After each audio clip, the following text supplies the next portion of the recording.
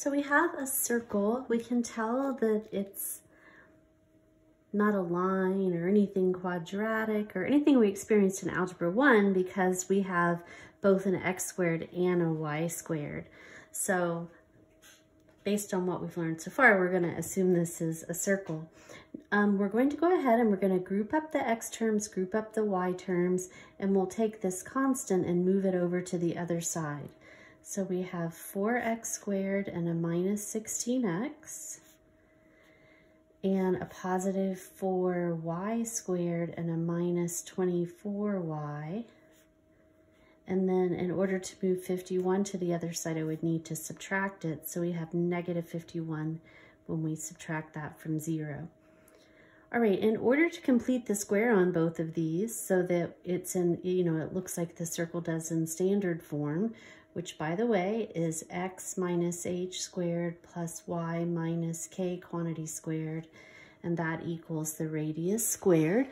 So notice there are no numbers in front of these binomials except a 1 out there. We'll deal with that in a minute, but we're going to use the distributive property in reverse. We'll factor out that 4.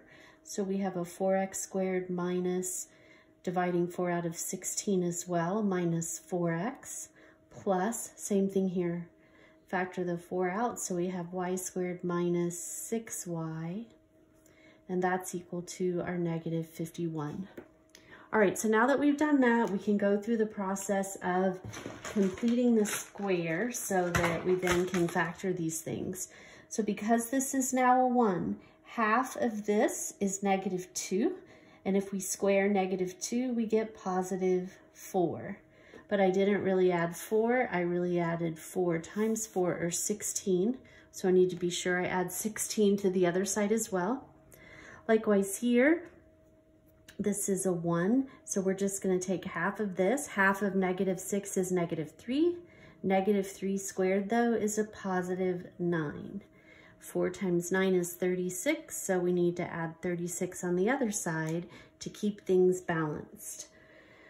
All right, so let's go ahead and factor. So we have 4 times, so this is, we know for sure, a perfect square trinomial because we went through the steps to complete it that way.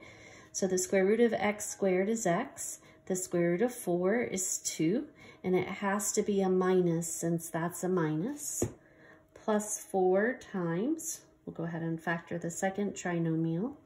The square root of y squared is y. The square root of 9 is 3, and that's a minus, so this is a minus.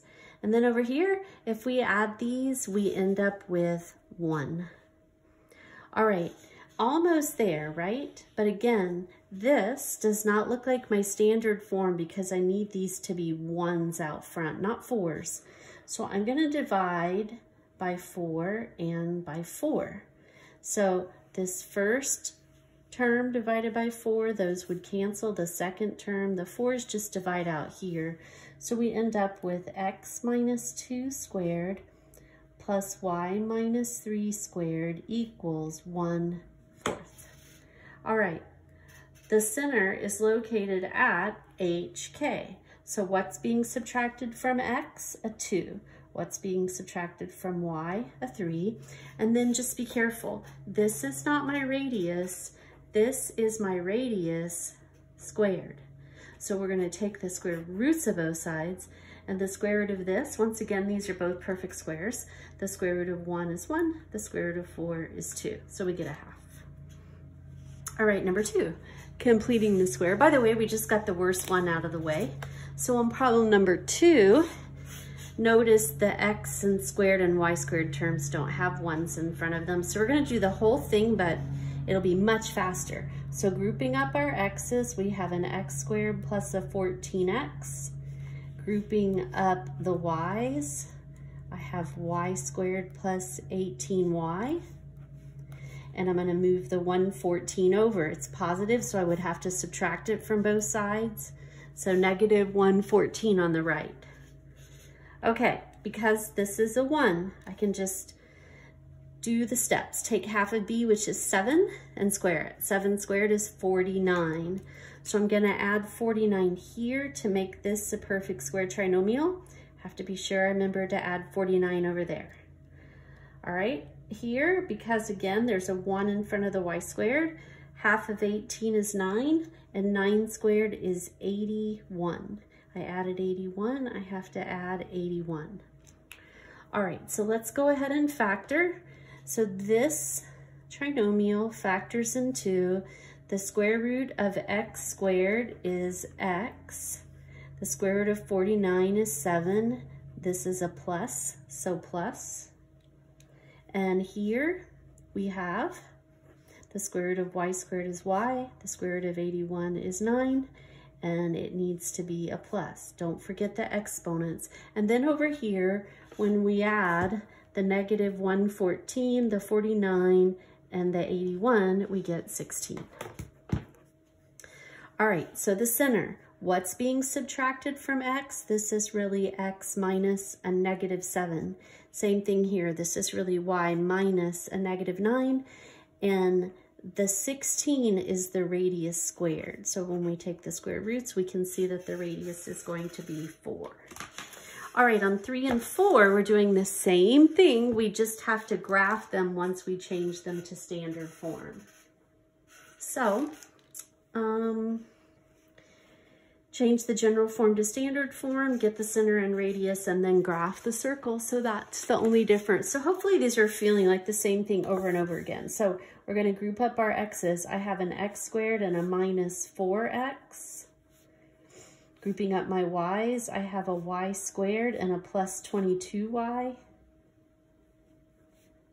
And that's going to equal positive 116. We would need to subtract it from both sides. Negative 116. All right, these both have 1s in front of them, so we can just half the b. Half of negative 4 is negative 2, and square it. Negative 2 squared is 4. I need to remember to add 4 over here. Take half of b. Half of 22 is 11. 11 squared is 121. So we're going to add 121 over here. Okay? All right, so this is a perfect square trinomial. Sorry, I keep bumping that. It's a perfect square trinomial. We're going to be able to factor it. It's going to factor into an x minus 2 squared. This one will factor into a y. The square root of that is 11 and a plus squared. And that equals, when we add these together, we end up with 9. Okay? All right, so the center is located at what's being subtracted from x? 2. What's being subtracted from y is a negative 11, and this is my radius squared. The square root of 9 is 3. All right, so our circle has its center at positive 2, negative 11, and we'll go 1, 2, 3 in each direction, and go ahead and graph our circle. All right, last one, from general to standard form. Grouping up the x's, I have x squared plus, sorry, I wrote the y term instead. I have x squared plus 6x plus 6x. And then we have y squared plus 10y. And that's going to equal positive 18, I have to subtract it, negative 18 when we get it over on the other side. Okay, take half of the b, half of 6 is 3, and square it. 3 squared is 9. I'm going to add 9, so I'm going to add 9. Half of 10 is 5, 5 squared is 25, so I need to add that to the other side as well. Okay, so we can factor this. It's going to factor into x times x gives me x squared, 3 times 3 gives me 9, and that needs to be a plus. Y times y gives me y squared, 5 times 5 gives me 25, and that also needs to be a plus. Okay, and then over here, that's going to be negative 9 plus 25, which is 16. So the center is located at what's subtracted from x? A negative 3. What's subtracted from y? A negative 5. And this is the radius squared, so the radius is the square root of that, or 4, okay? All right, let's graph it.